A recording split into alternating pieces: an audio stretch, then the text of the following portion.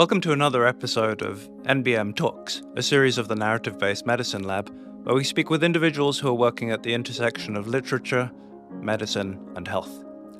Our guests are writers, clinicians, scholars, artists, and advocates who are pushing the boundaries of what's possible in the field. Together we discuss how we can engage with narrative-based medicine principles and practices in creative and diverse ways. We hope you enjoy this episode.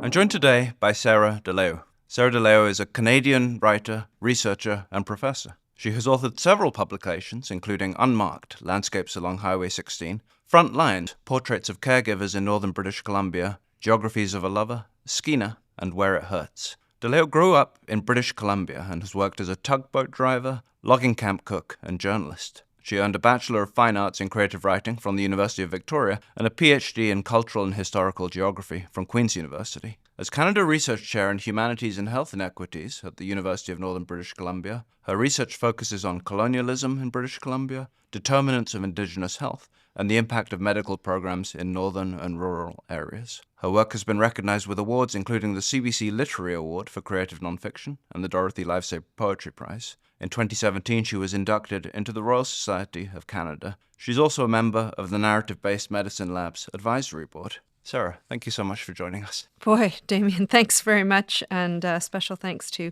all the folks who are producing this show behind the scenes, putting the wires and the keyboards and the mics into action. It's nice, and thanks for such a kind introduction, Damien. It's a pleasure to have you with us. Just reading out your biography, there's every single sentence in there. It leads me to a question I'd like to ask you. But to begin with, maybe you could tell us a little more about yourself, your scholarly work, your academic trajectory, and in particular how it relates to healthcare and narrative medicine. Yeah, sometimes sort of as the bio gestured toward, I feel a bit filamented across different silos and different disciplines. But I suppose a lot of it maps back to having grown up on Haida Gwaii in a tiny little archipelago, one of Canada's most westerly and northern archipelagos, Port Clements and Dalgingits, which was at the time that I lived there known as Queen Charlotte City. And I think it's impossible to grow up in those landscapes, those spaces and those geographies and not fundamentally understand that there are deep inequities across this nation of so-called Canada. And from sort of earliest memories, I remember thinking, I kind of want to tackle that. It's just not fair that some people seem to have better lives than others for no particular reason other than kind of an unearned socio-cultural economic privilege or the happenstance of where we happen to be geographically born and located. So writing seemed to be a very good tool, not super expensive. All I needed was a pen and some paper, and I could kind of speak back to the man, if you will. And I think those were really the driving forces of getting a degree in creative writing, thinking about being a journalist. I think graduate work and specifically working in health fields came in a little bit of a more circuitous route. I started a PhD quite late in life. I was a Planned Parenthood counselor, a rape relief counselor. I ran women's centers. I worked in women's prisons. And to be perfectly honest, I was just really exhausted. And I thought, oh, well, maybe doing some graduate work would be a bit of an antidote to exhaustion. That's not the case. You can ask my PhD students about that. But nevertheless, I was still very interested in thinking through inequities. And as a sort of queer-informed feminist scholar, I was particularly interested in the way unearned privilege lands on the body. And again, coming back to those questions of why do some folks have better lives than others? And it's not like they wake up and they're like, oh, I know. I think, marginalization and living in poor, overcrowded housing is what I aspire to today. Those are pressures and forces and fierce forces at that bear down on a series of segments of so-called Canada. So my academic trajectory was very much almost polemically, I would say. People try to separate politics and arts. I feel that that's a fiction. For me, art is very political, as is scholarship. And applying that, I mean, really the rubber hit the road when I was finishing up my PhD and I got a call from UBC's Faculty of Medicine. I thought they had the wrong number, frankly. I was like, why are you calling me? And because nobody can pronounce my last name, they thought that they might be calling the wrong person too, until they were like, well, did you grow up on Haida Gwaii? Are you a poet and a geographer? And I was like, why is a Faculty of Medicine calling me? And at the same time, I was interviewing for tenure track positions at other universities in geography. And it was the head of department. We were just beginning the Northern Medical Program and the distributed model at UBC's Faculty of Medicine, who was from Scotland and who was very comfortable with the idea of having humanities scholars in medicine. I mean, that was really sort of old hat to the brand new head of a new distributed Faculty of Medicine in BC. And he was very supportive of the idea that there could be this person who had lived and grown up and was very concerned with geographic and sociocultural marginalization, who had a writing background and was interested in kind of kicking at white industrial complexes of privilege and bringing that into medicine as a humanities researcher. I didn't know what medical humanities or health humanities were. I was, like I said, a writer and a social justice researcher. I did have a background professionally in counseling and rape relief and working in kind of frontline health organizations, but it was brand new to me, the idea of being in a Faculty of Medicine. When I weighed the options of being in a department of geography or a department of literary studies or English and being in a department of medicine, frankly, I thought about my mom and dad, and I thought, could I, through a department of geography, impact the way my mom and dad are going to be treated in a tiny little northern town as my dad moves into palliative stages of his life? And frankly, no. And I thought, if I'm able to work with physicians and future physicians who hold remarkable sociocultural power, and I may be able to influence the way they think just a little tiny bit, it became a no-brainer that I should move into a Faculty of Medicine. And so I accepted a job in the Northern Medical Program, the Division of Medical Sciences, as a science faculty, which makes me giggle all day long. You know, we have clinical faculty and science faculty. We don't yet have arts and humanities faculty. So here I am as a science faculty in a Faculty of Medicine with a background in journalism, creative writing, and geography, and a passion to change the way physicians particularly deal with people who have a lack of unearned privilege. In that position as a creative humanist, geographer, and other things in a Faculty of Medicine, is it challenging to be heard, to persuade, to keep one's voice in the conversation? Yeah, to an extent, but probably not to the extent that I think sometimes is imagined by people outside of medicine. I've found medicine on the main to actually be quite intrigued with those of us who have quite a political, social justice, kind of social inclusion agenda to our work, and can materialize those interests in clear ways. So I'll give you an example. For over a decade, I've worked with the First Nations Health Authority in British Columbia and a series of other health authorities across British Columbia to put first, second, and fourth year medical students into First Nations communities. So I've placed probably about 120 future physicians over 10 years. It's not a huge number, into very remote northern communities, like communities that are a 7.5-hour drive by logging road outside of Whitehorse. And I place those students, again, in partnership with the communities and in partnership with the First Nations Health Authority in British Columbia, to undertake humanities-informed self-reflective practices in situ in First Nations communities. It's pretty transformative. They are transformed at the end of the time that they spend in these communities. Now, it's true that this is a voluntary process and that it's not a mandatory part of the curriculum. And so, to be clear, possibly the really miserable bigots don't sign up for it, which is a shame because, of course, they're the ones that we'd really love to transform and shake the foundations of what we know is a fairly prevalent force of anti-Indigenous racism in the healthcare system. But the fact that there's 120 plus first, second, and fourth year medical students in British Columbia who have signed up for, yes, an elective process to engage in situ, embodied, humanities-informed, critical, anti-racist thought is better than not having 120 students do it. So when people say to me, do you find it, challenging being a poet in medicine who has sort of a queer informed, feminist, anti-colonial lens to your work? Sure, I wish that there was mandatory parts of the curriculum that address the things that I personally think are transformative to medicine. And that's not happening. And, it's not mandatory for humanities to be part of UBC's Faculty of Medicine undergraduate or postgrad education program. However, I am there and I am making a small difference. And I'm glad to be there.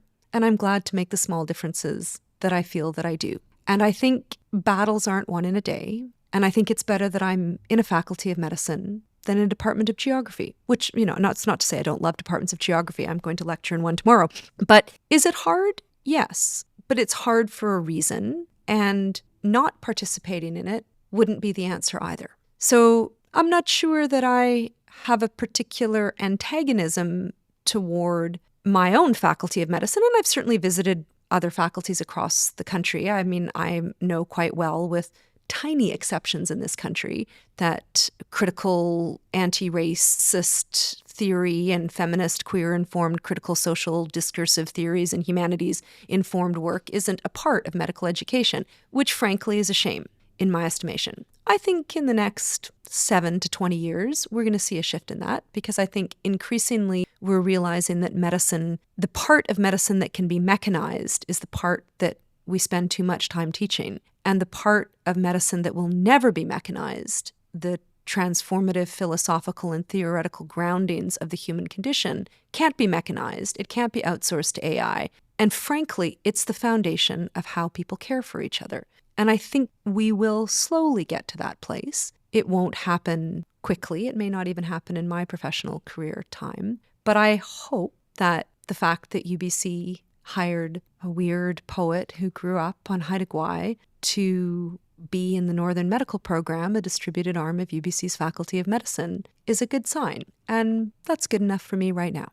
Yeah. Yeah. The unmechanizable, AI-resistant parts of medicine that you've just alluded to, I think that's a natural place for us to use as a platform for me to ask you about your own creative work and your own poetry and creative writing and reflective writing. You've alluded to it a couple of times, but I'm very curious to ask you how it's influenced the work that you've been speaking about, how it interplays with your scholarly and your more polemical activities, but also how it might be an alternate activity or a different way of thinking and being. Yeah, I tend to think about that question of sort of how does your creative work influence your academic or scholarly work in teaching and work in a faculty of medicine, by kind of scaling back the question to kind of a fundamental assumption that I orient to the world with, which is that writing is a practice. I just write all the time. I like to run and I like to hike, and those are not things that I can think too much about. Like, I've got lots of amazing half marathon times in my head. I think about them all the time, but it doesn't matter that I think about the times. What requires is me strapping on a set of running shoes and having a little run, even though, I want to sleep in more.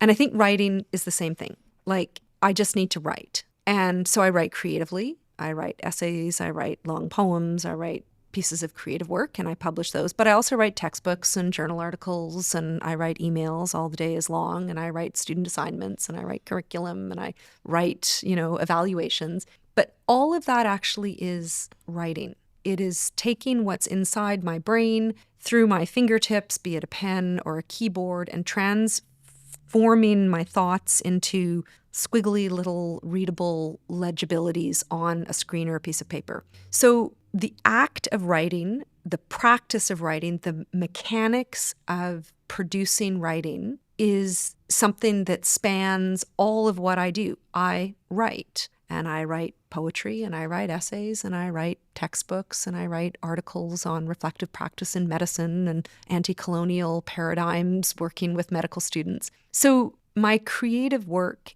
informs my scholarly work purely because it's all an act of writing. It's an act of translating thought into writing. And if I wasn't doing that, if I wasn't writing creatively, I don't think I'd be writing scholarship or academic work. And if I wasn't writing scholarship or academic work, I think I'd probably suffer as a creative writer as well. I think it's just a matter of staying in shape as a writer, to extend the kind of running metaphor. You just have to kind of stay in shape. And staying in shape requires that you exercise the muscle. And the muscle is the writing muscle. And it literally is, it's not what's in your head, it's what is coming out on a keyboard or on a pen. It's not reading something, it's not thinking about something, it's not watching something to get in the right mood, it's not talking to somebody. None of that is writing. Only writing is writing, just like only running is running. And so when people say to me, how does your creative work inform your scholarly work?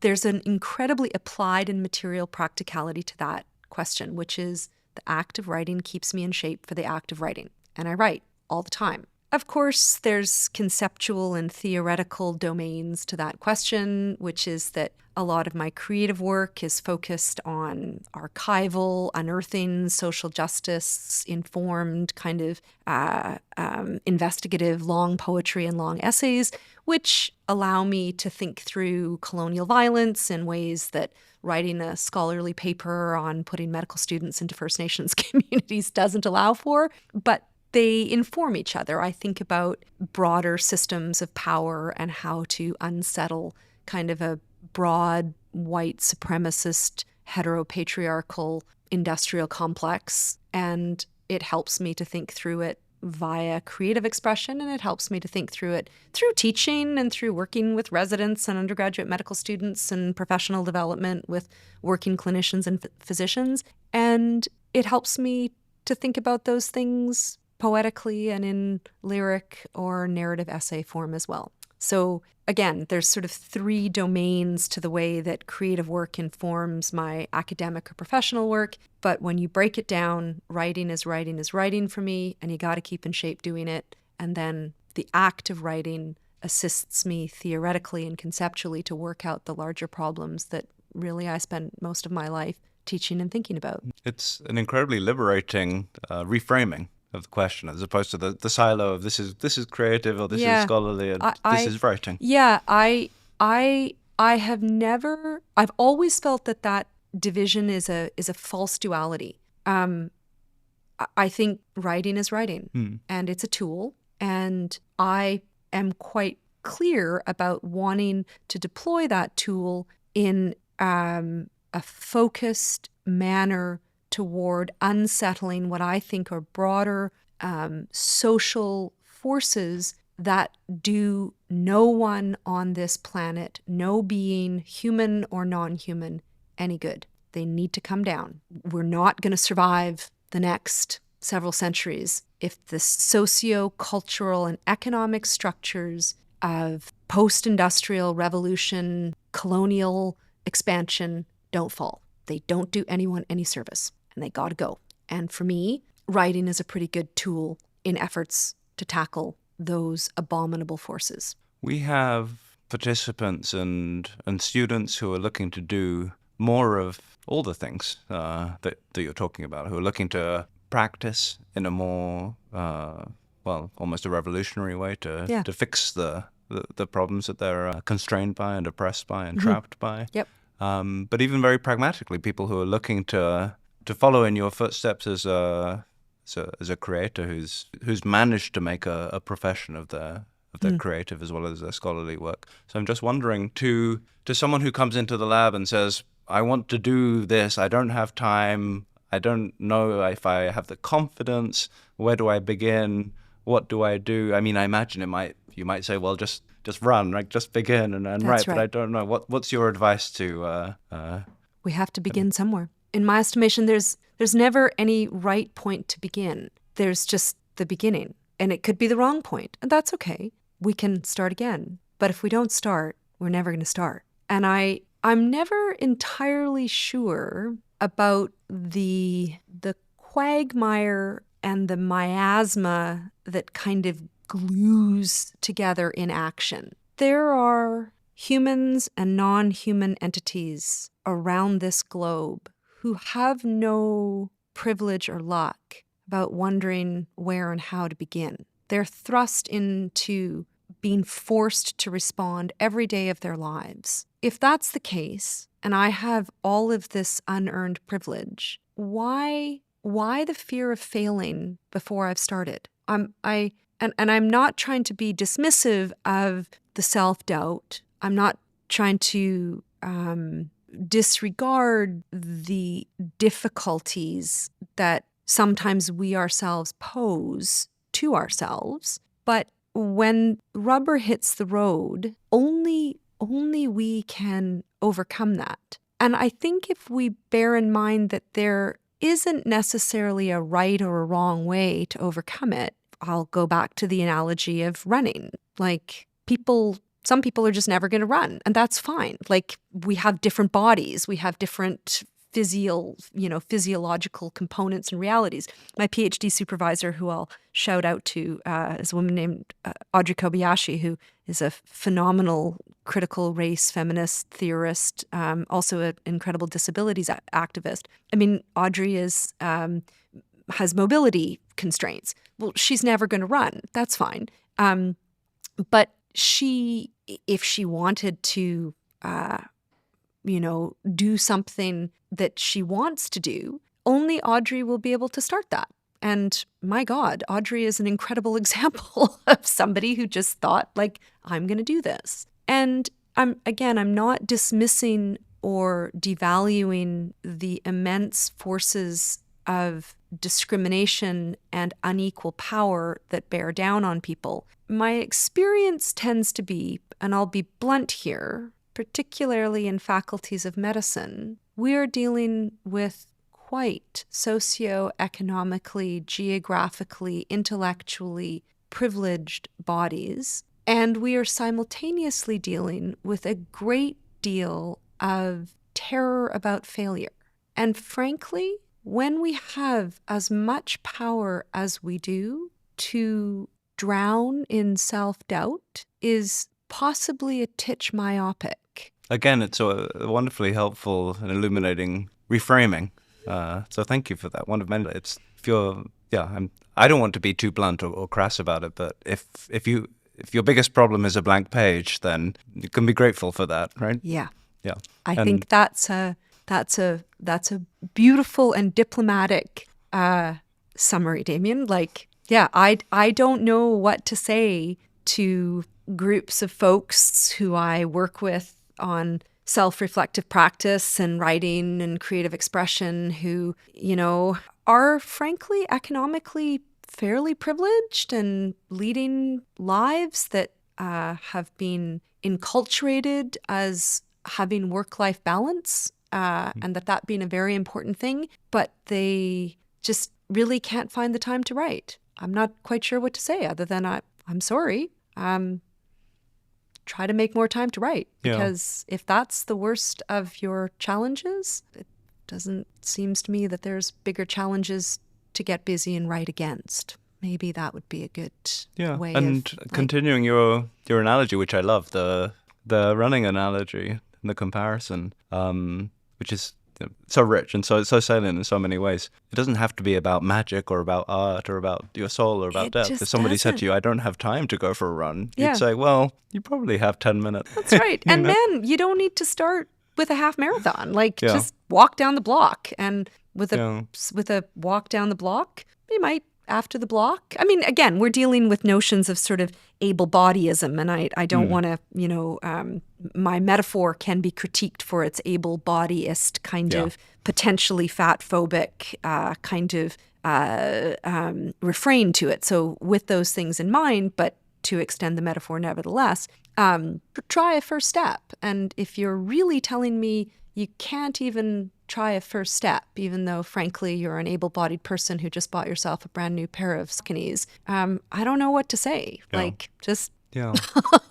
When I run, what I enjoy about it is I don't take my phone. I don't take my watch. I'm not timing myself. I'm not running against anybody. I'm not competing with anybody. And I'd like to think that maybe, we were talking a little bit about you were talking a little bit about fear of failure and people who are trained not to fail. Yeah. But to think of the activity in that way instead might be very, very helpful. Yeah, I also think this is a wild generalization, but generally speaking, medical education does a very poor job at sorting through failure. Now, I think that comes right into the admissions process. We say we value failure in the admissions process, but really most failure that we look at positively in terms of admissions to medical school is, oh, I've failed at this, but then not to worry, my failure turned around and, oh, look at that. It's not a failure anymore. It's a success, which frankly, that's not a failure. That's, and at a very practical level, we certainly don't endorse that for patients. Like every smoker would be the ultimate success story. They've tried millions of times to quit and they've failed every time. Huzzah for you. You're still smoking. I mean, give me a break. That's not the logic that we use when we're trying to convince patients that tobacco consumption isn't a great idea. We don't say, boy, you're such a failure, but good for you for continuing to fail. And yet somehow failure in medicine, that narrative is precisely, we can't look, you failed, you screwed up, that's it. No shiny prize at the end of that narrative. That's a screw up. That's a failure. Now, it is incorporating that not as a winning lesson of educative moment, but no, it's just a failure. Like lots of people fail. We hurt each other. And there's no magical redemptive narrative at the end of that, nor should there be. If you fail, if you screw up, that needs to be, in my estimation, ingested and digested into your being, not turned into a story of heroism. I think medicine does a very poor job of not turning failure into heroism, which is a ridiculous pressure that people feel when they fail. Oh my goodness, I failed. Oh, I need for that to be a redemptive, heroic narrative. And if I can't turn it into a heroic narrative of redemption and coming out shiny at the other end, then I'm going to suppress it and I'm not going to deal with it. I'm not going to apologize in an authentic way for it. I'm not going to actually go to its source and make sure I never do it again. I think that the humanities has a remarkable capacity to illuminate precisely along those paths, because not every failure in a piece of literature turns into a heroic turn for goodness. Sometimes people screw up in narratives, and that's it. They've failed. End of story. I truly believe that is another political and potentially transformative light that, and I'm thinking especially about narrative arts, but I think it's theater arts, I think in many respects, visual arts. That lesson is possible through the arts. And more importantly, and I'm not quite sure what to make of this in my own mind, I kind of puzzle it through. I sometimes think that humanities currently are being potentially problematically deployed in medicine as an opportunity for people to be crowned again as successes. So, I mean, frankly speaking, some of the creative work that I see produced by clinicians is bad. It's really bad. Like, it's never going to be published. Like, if I'm thinking about the editor of a literary journal, I was the president of the League of Canadian Poets, the largest professional organization of poets in this country. Poets don't pretend to be doctors because they buy a stethoscope and tell their kid that they should take Tylenol cold and flu. Why should a clinician who makes a first attempt at writing a sonnet suddenly think that is the most spectacular, this is an amazing thing that you've produced, huzzah, good for you, congratulations, it's a bad sonnet? That, I think, is an unexplored venue where actual failure could be metabolized. Thanks for writing that sonnet. It's a really bad sonnet. That sonnet is never going to make it anywhere. That's your first attempt at writing a sonnet, and it's a failure. But that's okay. Let's go try another one. That's a remarkable lesson, is it not? It's not a lesson of, oh, that's a bad sonnet, but let's turn it into a narrative of heroism. Really, try to get that published. And I think in some ways, and this is something that I'm increasingly kind of writing about and thinking about, which is a more critical deployment of the humanities, again, in efforts to sort of combat the humanities as being a pretty accessory to medicine to make people feel better. Frankly, I think that things like transphobia, fat phobia, ableism, sexism, and certainly racism in the medical system are not going to be fundamentally solved through re-heroicizing failures. I think we really need to reflect on systematic and long-term failure that isn't kind of transformed into a hero narrative. And I think that critical humanities may play a role in that, as opposed to being deployed to make professionals sort of feel better about themselves. Oh, what a beautiful sonnet that you've written. Okay, great work. I mean, I think a genuine experience of the creative process is going to involve that. I had a friend who say, well, you're a writer. That means you fail every day. Yes, that's the job. That's precisely correct. I think there's a slight risk right now of putting humanities to work in medicine. And I can give you a very concrete example of it. We teach a component of UBC's undergraduate faculty of medicine. And I've written a book chapter on this, so it's on the public record, my feeling about this. And part of the introductory process to this 12-hour session is to have everybody write poems. And we have 275 students write terrible poems. I mean, let's be clear. You don't just write a poem magically and it's an amazing poem. But then they share it with each other. And everybody talks about how amazing it is and how amazing the process of writing a poem is. And don't you feel better now that you've written a poem? And I think, good Lord, that was not my experience of going through a degree in creative writing. I didn't hand a poem in to a bunch of people for them to say, thank you so much. This is an amazing work. I really appreciate the authenticity of this work. I handed in poems for 4 years only to be told, well, this is garbage. This is not this.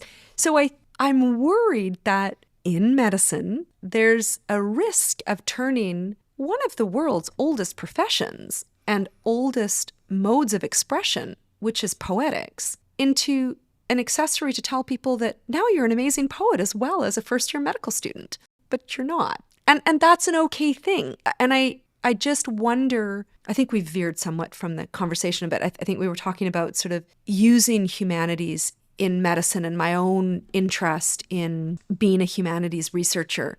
I think there needs to be a little bit more criticality in its deployment, as opposed to a sense that it's there for cozy, happy, feely making. Because frankly, poetry isn't about cozy, happy, feely making. That's bad stuff on the inside of Hallmark cards. Poetry has always pushed against grains of social fiber.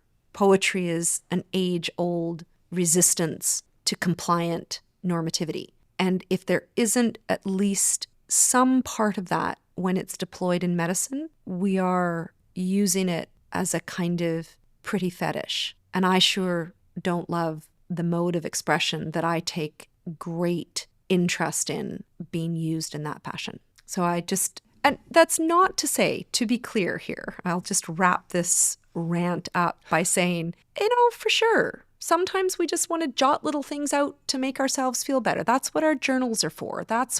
And sometimes, processes of critical self-reflectivity do involve externalizing our thoughts so that we can look back on them. And those thoughts need not be profound, publishable poems. That's nevertheless a good exercise. Again, it's the difference between I'm not a marathoner. I'm never going to be a marathoner. Just because I run 5K doesn't suddenly make me a marathoner, to extend this. It's okay to not be a poet and yet to jot poetic reflections down in a journal. That's a great practice. I'm not critiquing that practice, but let's not pretend that suddenly you can be a poet while doing that. Just like as the famed story went of Margaret Atwood, who had a dinner, I think, for a fundraiser for Mount Sinai many years ago, and she was sat beside a brain surgeon. And the brain surgeon said, "Oh, Margaret Atwood, I think I've heard of you. What do you do?" And she said, "Oh, I'm a novelist." And he said, "Oh, that's so interesting. I'm thinking of taking that up when I retire." And she turned to him and said, "That's so interesting. I'm thinking of taking up brain surgery when I retire." I sure just hope that we don't reach a place in medicine where humanities becomes something that we all do as a project when we retire. Because frankly, the humanities shouldn't be trivialized and trifled with to that degree. So I think that's a wonderful ringing place for us to wrap up today. Okay. So thank you very much for all these ideas that I think are going to be, ringing around and exploding in my head and in our listeners' head for some time to come. Thank you very much, Sarah de Leeuw. Yeah, you're very, very welcome. It was a good conversation. Thanks. Thanks for listening. If you enjoyed this conversation, check out many other episodes. And if you're interested in learning more about narrative-based medicine, visit us online at narrativebasedmedicine.ca for more great content and to explore our upcoming offerings.